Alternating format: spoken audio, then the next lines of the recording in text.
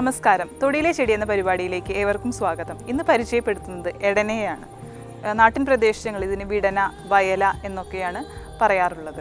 ഒലിയേസി കുടുംബാംഗത്തിൽ വരുന്ന ഇതിൻ്റെ ശാസ്ത്രീയ നാമം ഒലിയ ഡയോയിക്ക എന്നാണ്. സമുദ്രനിരപ്പിൽ നിന്നും 5000 അടി ഉയരമുള്ള പ്രദേശങ്ങളിലും അതുപോലെ ഹിമാലയൻ സാനുകളിലും വടക്ക് കിഴക്കൻ കേരളത്തിലെ പ്രദേശങ്ങളിലുമൊക്കെ ഇത് ധാരാളമായി വളർന്ന് ഒരു വൃക്ഷമായി മാറാറുണ്ട്. ഇതിൻ്റെ തടി തവിട്ട് നിറത്തോട് കൂടിയതാണ്. അത് കൊത്തുപണികൾക്കും അതേപോലെ പാക്കിംഗ് നിർമ്മാണത്തിനൊക്കെ ഉപയോഗിച്ചു വരാറുണ്ട്. വളരെ വഴക്കമുള്ളതാണ് ഇതിൻ്റെ തടി. കൊടും വരൾച്ചയിലും ഈ എടനമരം തീരെ നശിക്കാറില്ല. അതുപോലെ തന്നെ കാലികളൊന്നും ഇതിൻ്റെ ഇല ഭക്ഷിക്കാറില്ല.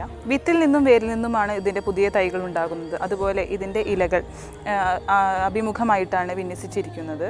ഒരു 10 സെൻറ്റിമീറ്ററോളം നീളത്തിലാണ് ഇതിൻ്റെ ഇലകൾ വളരാറുള്ളത്. കടും പച്ച നിറത്തിലുള്ള വളരെ കട്ടിയാണ് ഇതിൻ്റെ ഇലയ്ക്കുള്ളത്. അത് സുഗന്ധവും അല്പം മധുരരസവുമാണുള്ളത്. ഇത് വായിലിട്ട് ചവച്ചാൽ ഒരു കൊഴുത്ത ദ്രാവകം വരികയും ചെയ്യും.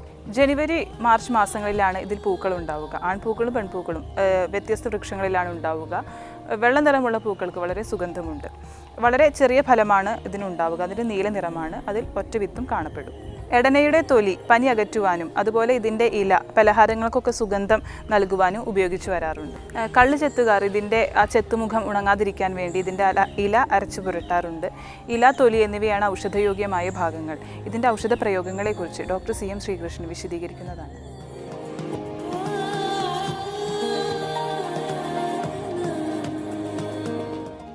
എടന അതിൻ്റെ ഇലയാണ് പ്രാധാന്യം.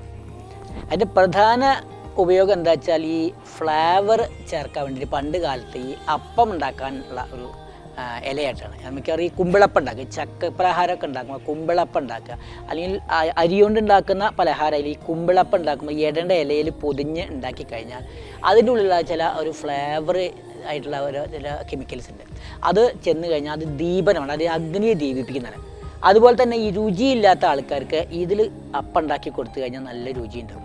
പിന്നെ ഇതിൻ്റെ ഈ ഇല ഇടിച്ചു പിഴിഞ്ഞ് നീര് ലേശം ഈ തേൻ ചേർത്ത് കഴിച്ചു കഴിഞ്ഞാൽ ദീപനുമാണ്, രുചി ഉണ്ടാക്കുന്നതുമാണ്.